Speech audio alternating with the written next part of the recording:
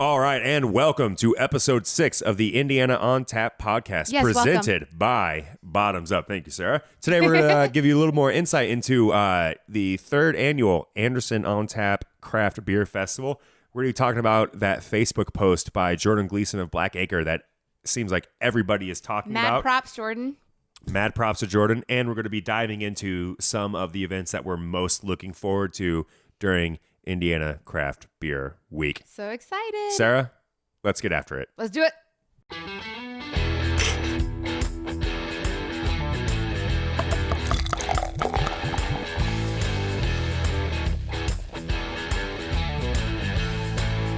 Sarah, you had anything cool to drink lately? It's like the best thing you had this past week. Well, one of my go-tos is always the Gold Standard by Taxman.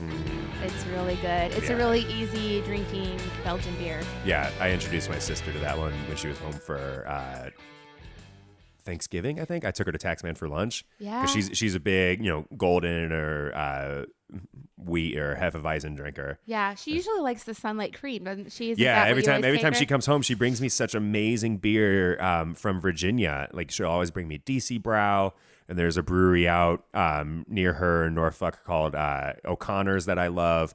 She always brings me amazing beer. Like, she'll bring me the gingerbread stout from Hardywood.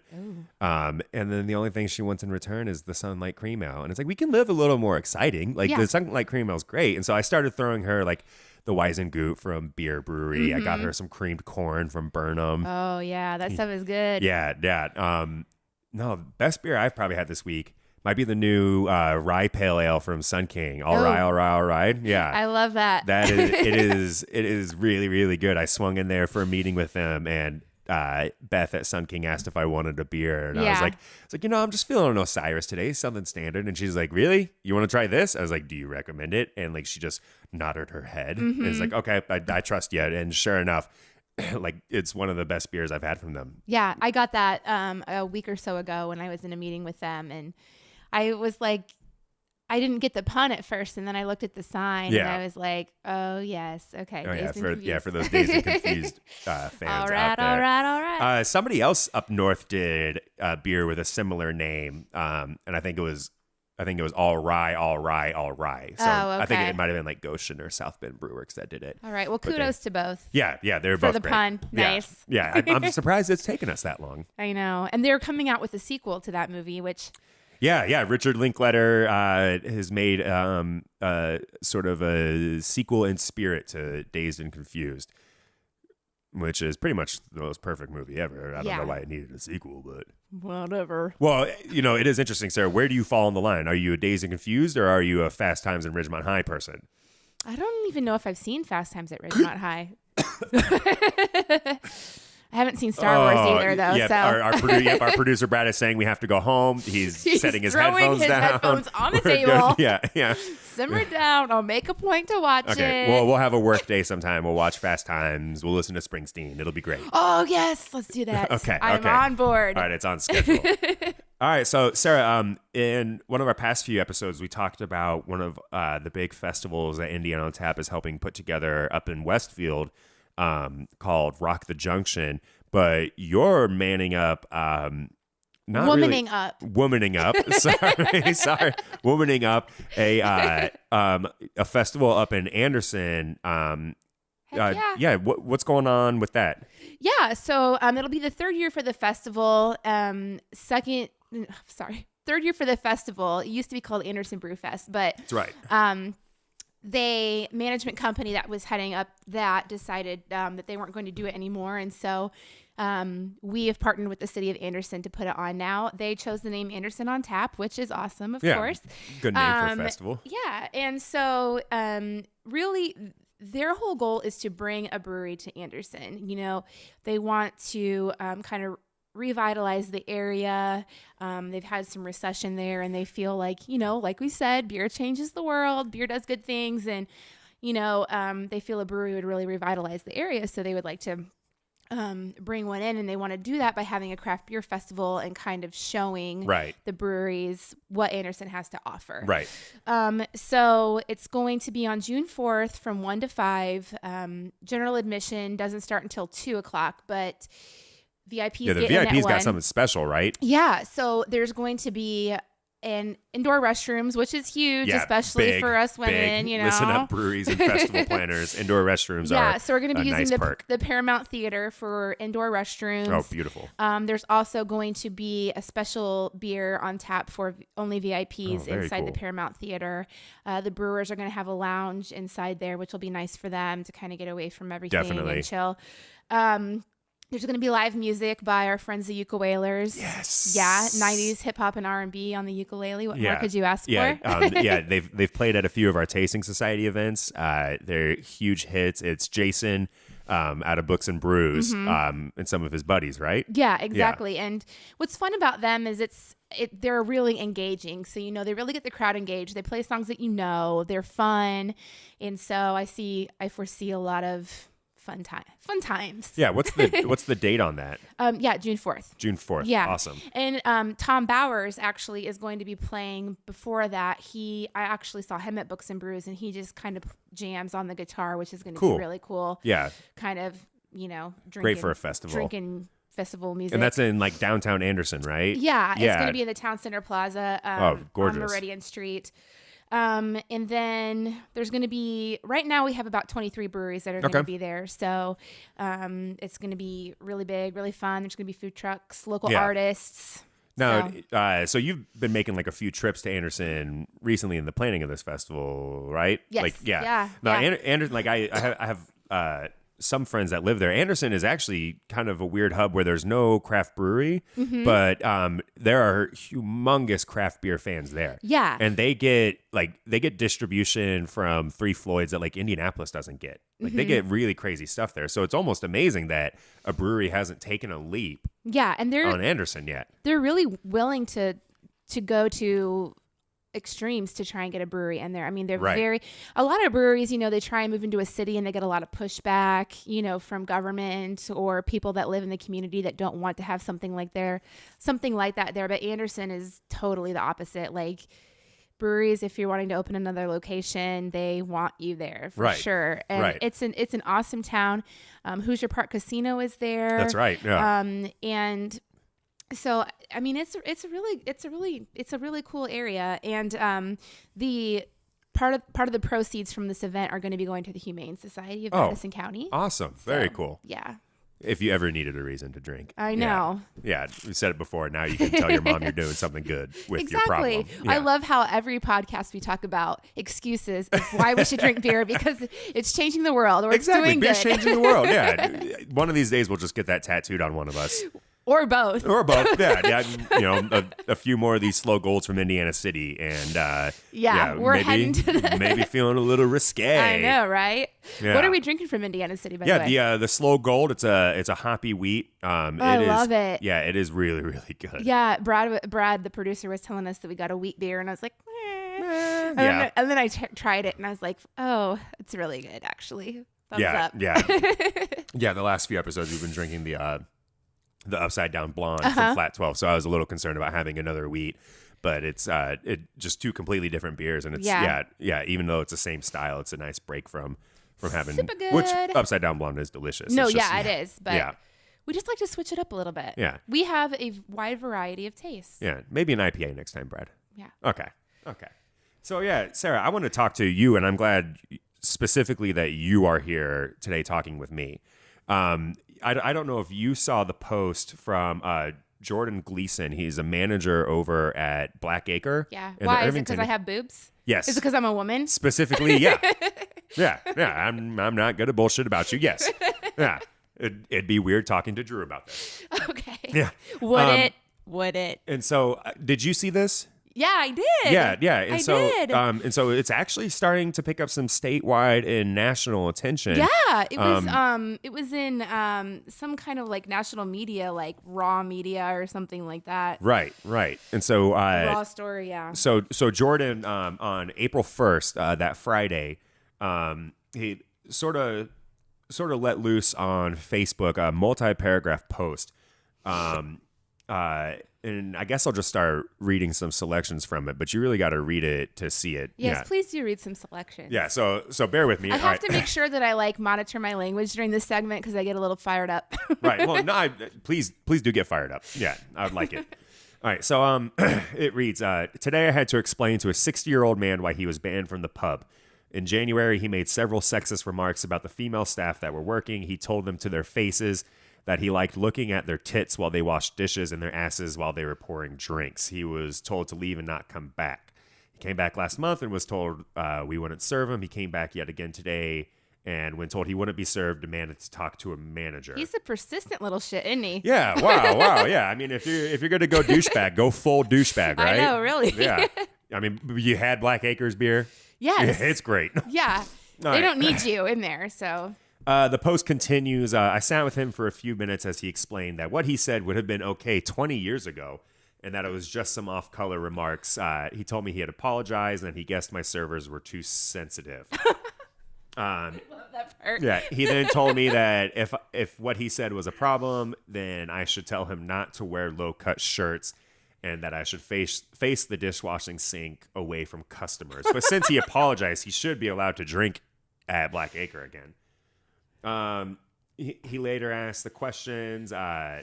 He said, but we're men and they're females. Is cleavage just not a thing anymore?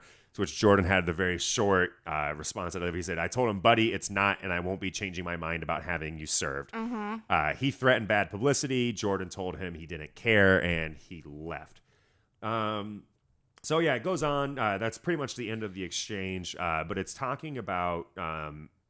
Jordan goes on for several other paragraphs. Well, one of the paragraphs that sorry to interrupt you, no, Adam. Please. That was the most disturbing to me, and I know that you might not want to say the F-bomb, you know what I mean? But it's like how some of the guys we can. Okay. Yeah. This is a 21 and over podcast. So There was a paragraph about how, a lot of guys that say those things, they want to talk to a manager and then they try to relate to him because he's a male, and it's like and about like wanting to fuck these girls or whatever. I mean, like, can you read? Do you see what part I'm talking about? Yeah. Do you want me to pull from it? Yeah, I want you to read that part because that part got me really fired up, and I was like, oh. Yeah. So it starts.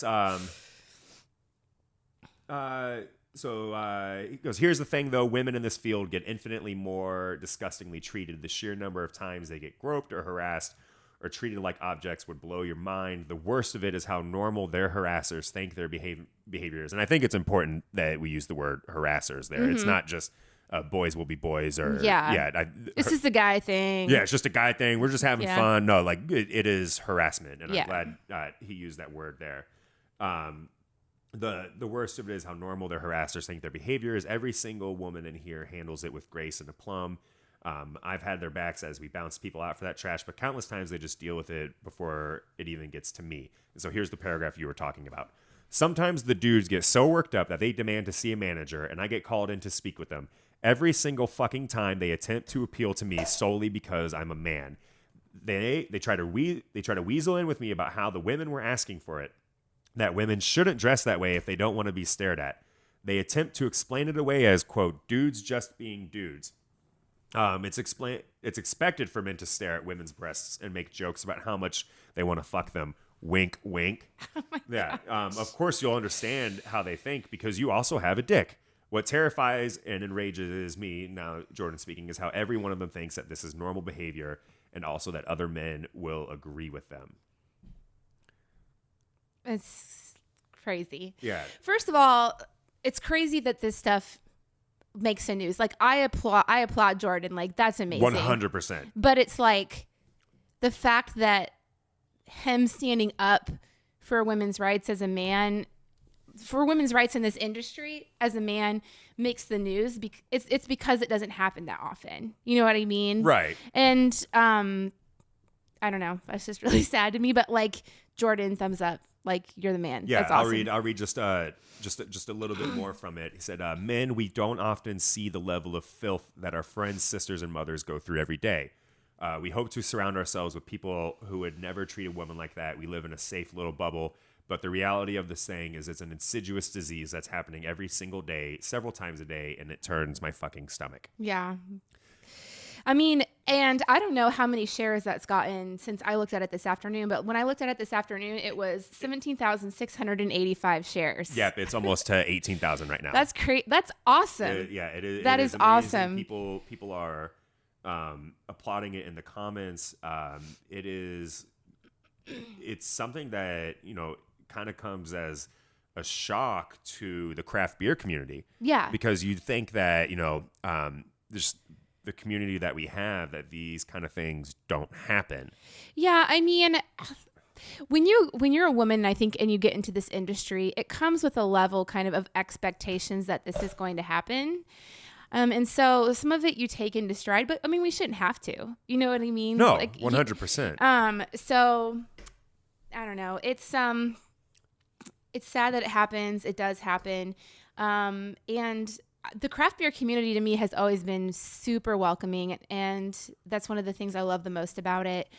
Regardless of, gender or class or whatever, everyone's always super welcoming, but you do come across people that are like, oh, well, she's a girl. And I mean, I do have to admit, sometimes being in sales, I maybe use that to my advantage, because I think more men are willing to talk to me because I'm a woman.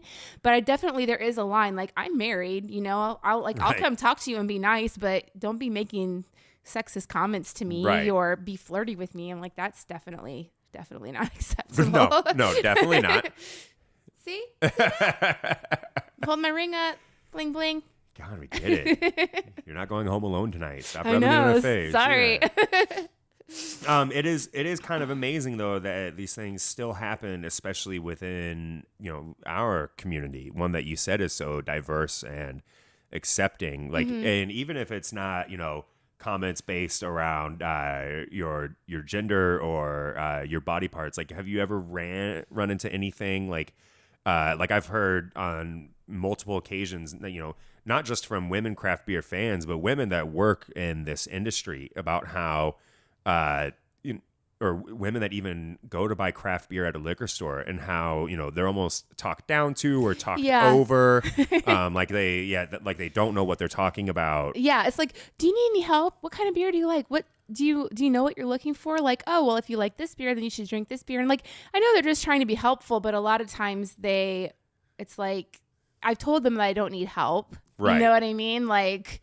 I just want to be like, I work for a fucking craft beer media company. Like, I know what I like to drink. I feel like I don't need your help. If you need help, I will help you. Right. So. No, it is amazing the times that I'll go into some of my favorite bottle shops, and they'll just let me be, or they'll say, hey, how's it going? Yeah. And then a woman will come in after or before me, and it looks like they're, trying to hold her hand through all of it. I know. They're like, oh, well, have you had this? I'm like, yes, I've tried all of these. Yeah. I want something different. I've had everything on your shelves. Like, have you had, I'm not trying to sound like an alcoholic, but you know what I mean? Like, I've had everything on your shelves. Like, can you just what have you gotten in new the last couple of weeks that I might not have tried? I don't need you to walk me through. If I like this, I can have that. But, there are some women that are just getting introduced to craft beer, and they might like that. They might like to be kind of led and stuff. But if I'm saying I'm good, like, leave me alone. Well, it's great that we can have these discussions too. The craft beer, the demographics, they are shifting a little bit. It's always sort of skewed young to middle age white males. Yeah. And now more, looking at the statistics from the Brewers Association, more women are getting involved in the craft beer industry. Yeah. We've seen a huge growth actually in 2014 and 15 in the Hispanic communities and people drinking craft beer. And so it feels kind of great that we can now, confront these problems head on as they're coming up almost. Yeah. Well, I mean, and something to speaking on that, if you look at the demographics of the people that follow Indiana on Tap, I've always been super, super proud of the fact that it's probably like not even 60% men. No. And then the rest is women. It's like, it's not split down the middle. It's definitely more favored towards men. Yeah. But not by much. No. It's kind of like split. Well, as the editor too, it's something that I've always taken a lot of pride in.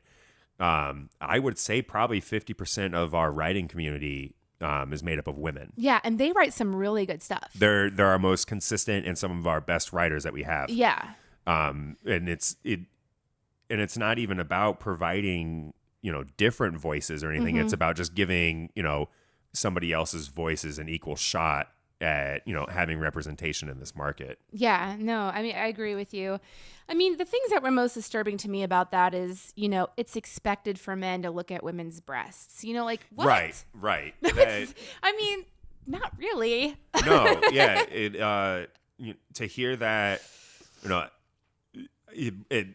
I'm sure it brings up such different, shocks and horrors for you as a woman. But yeah. like that, that guy was described as the same age as my dad.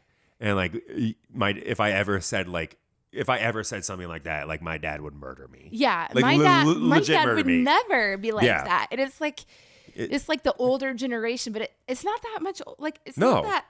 I mean, that's really scary. I mean, and just like, oh, well, they're asking if they didn't want to be treated like that they shouldn't dress that way. And it's like, what? Right.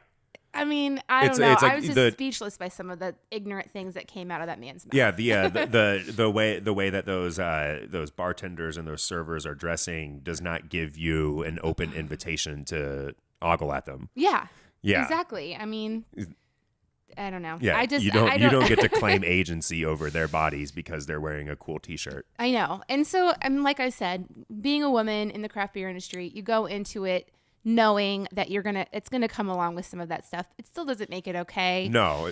And there's definitely, I think, a line that needs to be drawn. But the thing is, when you bring alcohol into the picture, that's true. Yeah, that is I mean? true. Yeah. So. Maybe that helps weed out some of the people that are in it, like, just to get drunk, though. Like, I love drinking beer, but, like, I love, like, sitting around and tasting beer. Like, I love, like, experimenting with brewing and everything. Mm-hmm. Like, I'm never, like, at a place like Triton Tap just to get hammered. Yeah. I appreciate you, Adam. Yeah. What's up? We're fist bumping right now if you're listening, so. Adam's always been super respectful, and you mean it's not hard to find in the craft industry, but Adam is extra sensitive to. Well, no, but it's like I have a mom who drinks craft beer and hangs out at Function in Upland and Bloomington. Yeah, like, and you have a sister and a girlfriend. I have a sister who's best friends with the guys at O'Connor's Brewing in Norfolk, Virginia. Like my girlfriend used to work for a brewery in here. Like just imagining them being treated that way.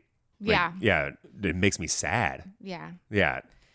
So major props to Jordan for saying something that sadly had to be said. Yeah. And he did it in such an awesome way. And for doing the right thing too. Yeah. Go out and buy a Black Acre beer this week just to say cheers to them. Mm-hmm. They're awesome. They're awesome. That's over there. All right. Well, we got that out of the way. Yeah, that was good, wasn't it? Yeah. Feels good. Yeah. I'll probably have more to say tomorrow. That's all right. That's all right. We can keep coming back to it. That is as the craft beer demographics continue to shift and grow, it's, those kind of conversations are great for us to have because, we think, when we're at bottle shares or parties like parties that, because we're drinking, locally made or different, kind of beer and, the way we talk about beer and everything, that we're a really diverse crowd. But then you look around and it's a bunch of, 27 to 38-year-old white guys sitting around a table. Yeah. Yeah. Not this girl. No. And so yeah. So no, I mean, I get a lot of looks when I go places and I tell people where I work and they're like, they look kind of confused. Right. You know what I mean? Well, and it kind of came up in a column that I recently wrote that Chris Bosch, two-time NBA champion, NBA All-Star. Yeah. One of the best ambassadors the game has. I'm a huge NBA fan, and I've loved watching him play in the recent years. But he recently started writing about craft beer on his website. He's going to write for us, right? He agreed to it. If you check on Twitter, he said he would. You're being held accountable. Yep, I'm coming for you, Chris. But no, it was amazing to see a professional athlete talk about craft beer, which they don't normally do. We wrote X amount of columns about Peyton Manning shouting out Budweiser at the end of the Super Bowl and like everything about that. So it's not something that they normally talk about, you know, maybe just because it doesn't fit into their diet or because of, you know, advertising, you know, contracts that they've signed. Yeah. But like to see a predominant face in the Black community too, also talking about craft beer, which is something, you know, a community that the craft beer marketing engine has sort of overlooked as it's boomed. So to see him talk about it in a casual and informed, from a casual informed stance was great. And that's just going to open up the craft beer world to even more people, to even more diverse backgrounds, just beyond, you know, women. Like, you know, so these are definitely issues that we're all going to have to, you know, grasp with and tackle as our community just grows even larger. Yeah, it's exciting. It is exciting. No, it's great. It's great. It's exciting to see how the demographics as far as people that like craft beer have right. changed. Right. And when you talk about, you know, sharing a beer with somebody, like you're talking about an experience that's bigger than just sitting around having a beer with them. Like, yeah, you know, the thing that Jordan brought up in his post was that he loves working at Black Acre and like listening to the conversations that people have and the broad range of things people talk about. Yeah, it's he like said he's made some of his best friends just by working behind the bar, and that's right. amazing. Right. I've made some awesome friends just in this industry. Right. And so you know? the more diverse backgrounds and voices that we welcome into that experience, you know, the more things, you know, like we always say, craft beer changes the world. It like, does. Yeah, like that kind of gets at the root of it. Oh, I'm getting all teary. Oh, I'm just a woman thing, I guess. I'm just too sensitive.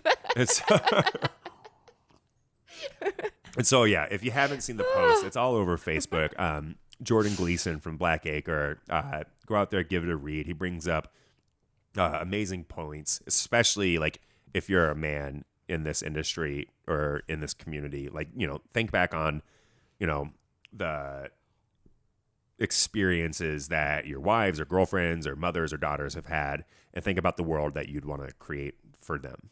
Yeah. And like, don't call me babe or anything when you see me like at a brewery. Like, don't do that. Noted. Definitely noted. All right. So we're through that. Sarah, coming up like soon is Indiana Craft Beer Week. Oh my God, I'm so excited. It's going to be fantastic. I know. We have like over 80 events and we keep getting more and more and more, which is incredible. Like just the feedback that we've had from the craft beer community, especially I'd have to shout out Bare Hands. Like right when we kind of sent out some emails, just kind of getting a feel for the market, getting a feel in the market as to what the response would be from breweries. Sorry, this beer is making me.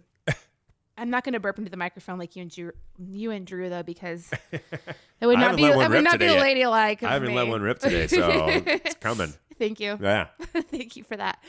It's building up, isn't it? Yeah. Oh yeah. Build you can the beast. Feel it. Yeah. Anyway, Bare Hands has been awesome in support of this Craft Beer Week, Indiana Craft Beer Week. And it is not about Indiana on Tap. It's really not. Like, the only reason that we have people directed to our sites to our site for this is because it's going to be the central location where everything is going to be posted. Right. We're not benefiting from this at all. Like, we just want to promote Indiana craft beer. That's what we do. That's what we love. You know. Yeah, it's the community that we care about. Yeah, exactly. And so it's about Indiana craft beer. It's not about Indiana on Tap. But Bare Hands has been awesome as far as supporting this program. Because the first day of Indiana Craft Beer Week, which is Sunday, April 24th. Oh yeah, that's when tickets for Double TIPA Day go on sale. Right? Oh my gosh! And there's gonna be, I think there's gonna be like a Brews Line trip going up there or something in the works. I think so too. Yeah. So keep your eyes open for that. Yeah. So the tickets go on sale for that festival. If you're unfamiliar with it, it'll be the second year that they've held Double TIPA Day. Mm-hmm. Yeah. So Double TIPA is the cranked up version of their house IPA, which is just called TIPA. Oh my gosh, you guys, it is so good too. It is one of my favorite beers in the state. It is an IPA made with like Thai spices and ginger and coffee or lime leaves that when you chew it, it tastes like pad Thai. Oh man. Like it is amazing. So, but Double TIPA is the imperial version of that. Amped up. That they do a bottle release of that during Double IPA Day plus some variants. That pretty much you can really only ever get at festivals outside of this day. Yeah. But there's live music. There's other breweries there. There's camping available. They're giving like $15 off Uber rides from the brewery, which is nice because the brewery, I don't know if you've been to Bare Hands. I haven't, but I love their staff. Like, it is, the most amazing people, but their brewery is like sort of in an office park, tucked away at the very back corner of it. And so one of my best friends lives up in Granger, where Bare Hands is. So I go up and visit him. And we go to all the breweries up there, and we always end one night at Bare Hands, and it is a little tough to get out of after you've had a few. It's very dark, a lot of weird roundabouts, yeah. A little spooky. Yeah, a little spooky, but yeah. So those Uber rides are appreciated. But yeah, so that's kind of a big kickoff to Indiana Craft Beer Week on that Sunday. Yeah, I mean, and speaking of variants, sorry to cut you off. No, actually, I'm going to cut you off. Okay, cut me off because I cut you off. Yeah, because Indiana On Tap Tasting Society members also will have access to a special discount code for Double IPA Day tickets. So be on the lookout for that in the next few days. We'll contact you about it. And if you're not a member of that, then you're I don't even know why you're insane. listening. Yeah. So be on the lookout for that. We got special deals coming for you for Type For you. Pointing our fingers at the camera for those of you that are just okay, listening. Sarah. And I'm sorry watching. I cut you off. Go ahead. No, I was saying, speaking of variants, have you ever had the bacon face from Wabash? I have. Oh my gosh. So they're going to be offering variants that week. They're going to be offering variants of the bacon face brown ale, which doesn't have bacon. Day. Yeah. But it's named after a dog. That's right. So I can only assume what this dog's face looked like. Oh, it's kind of sad. So they're going to do coffee, vanilla, coconut, and chocolate. And I'm so excited. This beer is so good. Yeah, that beer is awesome. Yeah, it is amazing. Really, really it's good. amazing, like the sort of niche that Wabash has found in their little corner of Indianapolis. Yeah, and they're also in an office park. Like I was trying to find them one time, and I was like, where the hell is this place? Yeah. I have no idea, but it called to me and I found it. No, they're another place that has very, very friendly staff, and it's usually only one or two people working behind the bar. And it's mostly volunteers. Like they volunteer because they love it. Absolutely. And they love chatting with people, which is my favorite. Well, have you ever poured a beer for somebody? It's like the most like enjoyable experience you can have. When I got my alcohol pouring permit, I was so excited. Like I went to Deviate and I was like, I'll work behind the bar for free. I just want to pour beer. I just want to pour beer for people. Yeah. So also happening that Sunday, if you're up in that area around Bare Hands, Burnham, and they're doing this multiple times during the week. They're offering $1 off standard pours, $2 off growler fills, $1 off howler fills, and $1 off bombers. There are so many awesome specials going on that week, throughout the state. Also happening that Sunday, Chili Water down in Fletcher Place. They're going to be tapping a beer called Long Black Veil. Oh, and it's a 13% Scotch ale aged in Hotel whiskey barrels Tango. from Hotel Tango. Yeah, Hotel Tango's so whiskey like to keep barrels. it local, yeah. Mm-hmm. Scarlet Lane's doing a brunch at Fox Garden that day. You said farts. Sorry. Schnitz down in Jasper, the brewery and the pub. A really great German restaurant. They're putting out a new beer that day. Looking at Monday, there's a big tap takeover in Fort Wayne. Yeah, at the Dash Inn. At the Dash Inn. Bird Boy, Summit City Brewworks, and Mad Anthony are all doing a big tap takeover at the Dash Inn. Yeah, which is really cool. I love all of their beer. I recently had Summit's beer, and OMG, it is so good. Yeah. Yeah, they make some really, really good stuff. And then also that day, another event, Peoples in Lafayette. They're doing specials on Imperial pints. Oh, yeah. So they're doing specials on 20-ounce pints. So if you want to hitch a ride with me and drive up to Lafayette and drink a bunch of 20-ounce beers, that'll be I'm on board with that. Yeah. Hutch is raising his hand. Yeah. Hutch is like, I'm in. Sign me up. Tuesday kicks off 3 days of 18th Street tap takeovers in Indianapolis. Tuesday, April 26th, they're doing a tap takeover at 20 Tap in the Broad Ripple neighborhood. Wednesday, the 27th, they're doing a takeover at Tomlinson Tap Room in the City Market. And then La Margarita is and the then last the one, 28th, right? they're doing a takeover at La Margarita. Nice. Yeah. So if you need your 18th Street fix, which I cannot recommend enough. Oh, so Flicks, one of the ones I'm the most excited about. They're doing an Amity Island beach party. That's right. Where it's a Keep the Glass event. So they're going to show Jaws, and it's going to be like 9 new kind of fruity beers that they're going to have, and it's a Jaws themed pint glass, and obviously they're showing Jaws. Right. So you should go. You should go to that. Wednesday also. Heady Hollow's doing a new release of a beer. Goshen Brewing. They're tapping a Firkin. And I'm pretty sure Great Crescent is tapping a new beer every day that week. I think so too. Yeah. So if you're down in Aurora, like a new beer every day. Yeah. Like seriously, Adam. I mean, how enthusiastic these breweries are about Indiana Craft Beer Week has been amazing. Like it seems like they've been waiting for something like this for a while, and I mean, it's really exciting to be able to. Yeah, and I think our mission since we decided that we were going to do this has always been to keep it simple. Let the breweries kind of decide what they want to do, even if they want to participate. Oh, there it is. There it is. There it is. There it is. Leave it in, Brad.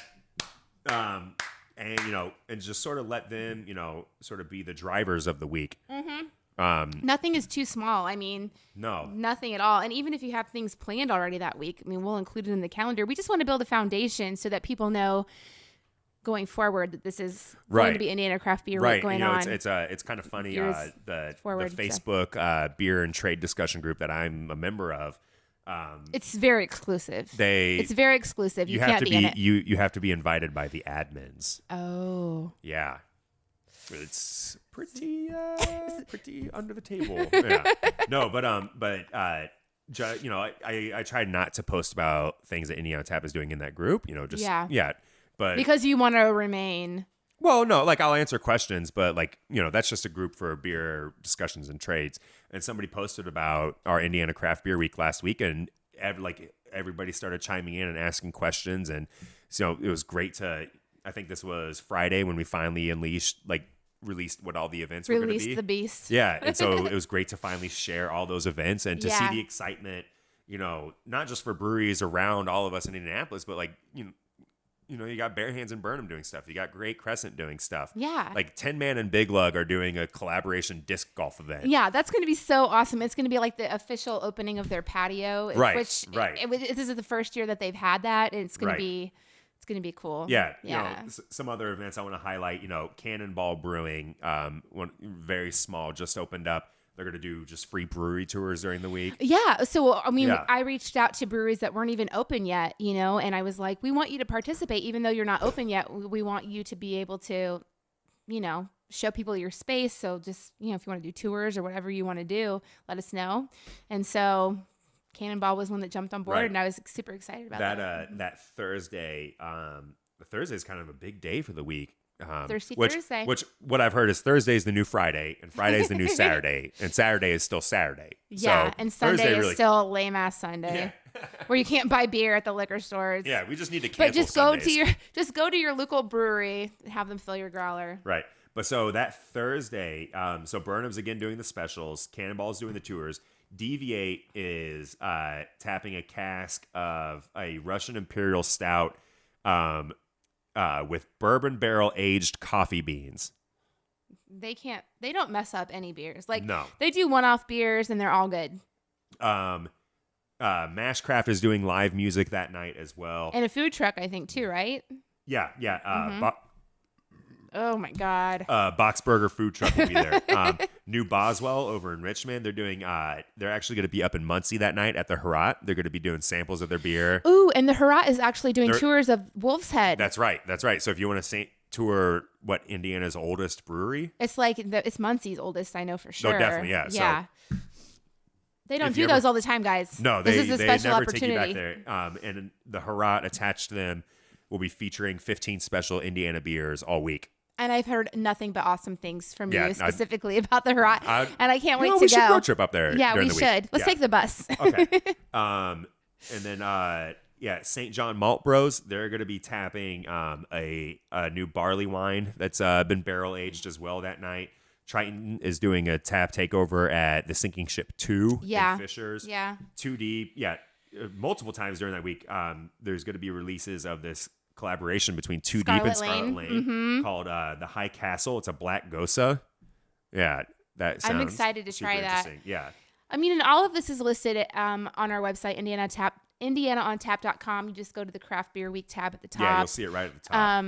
And if you are a brewery or a restaurant that wants to be part of it, I know there are several that are contacting me now wanting to add events. Right. Yeah, so, we're still looking to add more. So. Yeah, just let us know and keep checking back. You know, if you want to attend these events, we'll keep adding them as they come in. I mean, I foresee them coming in like up through the end of Craft Beer Week. And then obviously April 30th is Indiana's next hop model. Yes, the so culminating excited. event of Indiana Craft Beer Week. It's Indiana's first ever craft beer fashion show. emceed by none other than the famous James Hinchcliffe. Yep. Indianapolis is owned by way of Canada. James Hinchcliffe. by way of Canada. We've adopted him. He's ours now. He's ours now. Yeah, he's going to be our MC. We've got, what, 13 breweries? 15? I think 14. 14? We've got 14. breweries. Yeah. About 14 awesome breweries that'll be there pouring free samples all night. Yeah. Your favorite head brewers and brewery personnel will be walking the red carpet in their best craft beer fashion. Oh my gosh. There's going to be live music. I'm really afraid to see what some of these guys come out with. Yeah, it might get a little raunchy, so just bear with us. If you're easily offended, first, why the hell are you listening to this? Yeah. Second, don't come. Right. So the culminating event for the first ever Indiana Craft Beer Week is going to be Indiana's next top model. You can also find information about that on IndianaOnTap.com, where you can find a link to get tickets. Yeah. It's going to be a really special, enjoyable night over in Speedway at the Foyt Wine Vault. Yeah, and we're thrilled to be partnering with Nuvo for this event. Like, they've been a huge help. I mean, we bring in the beer and they handle the. As soon as you mutter the words Indiana Craft Beer Fashion Show, they just said, "Yep, we're doing it. Yep, that's us." Yeah, I mean, and like I've told you, Adam. I mean, when I first came up, when Justin and I were first tossing around this idea, I had no idea that we would have the positive feedback that we've had, and it's been awesome. Right. I'm so excited. Jonathan Mullins from Broad Ripple Brew Pub is going to be a model for us. Yep. What? Yep. That's and amazing. We've got live music too, right? Well, I think we're gonna have a DJ. Okay. Yeah. Never mind then. So kind of live music. Just speaking out of my ass. We have 15 breweries actually now that I'm looking at it. Oh, nice. So, we keep adding some. Yeah, we do. It's gonna be an awesome night. It's gonna be a fierce competition. Be prepared to see some. Right. There I'm might actually be kind blood. of scared. I don't know. I'm actually kind of scared. Well, I'm excited. Yeah, I am too. I'm modeling, and I just got my. Sarah and I will both be walking the runway. Yes, so. I just got my skirt. Ooh, a skirt. It's black and white. Wow. I know. Okay. I'm going to be wearing my Indianapolis Motor Speedway shoes. Well, of course. Of course. There's Of course. going to be some cars there. Some yeah. Indy cars, old Indy cars. It's gonna be a really unique event. One that you definitely won't want to miss this year. No. Yeah. Mm-mm. All right. Well, I think that about does it for us for the sixth episode of the Indiana on Tap podcast for Indiana on Tap. I am Adam Schick. I'm Sarah Burns. Hey, thanks for listening. Respect the women.